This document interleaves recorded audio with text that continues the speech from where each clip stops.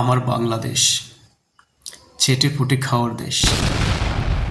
একটার পর একটা সরকার পরিবর্তন হবে, এই দেশের মান পরিবর্তন হবে না। আমাদের পরিচয় কি বিদেশে আছে?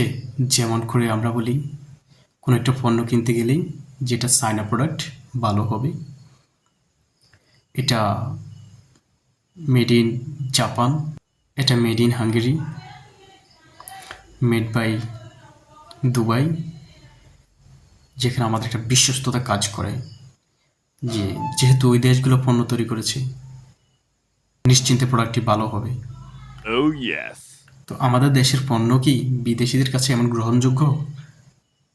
তারাও কি যে মনে করে যে মেড ইন বাংলাদেশ পণ্যটি ভালো হবে, যে নিঃসন্দেহে সেটি ক্রয় করা যায়?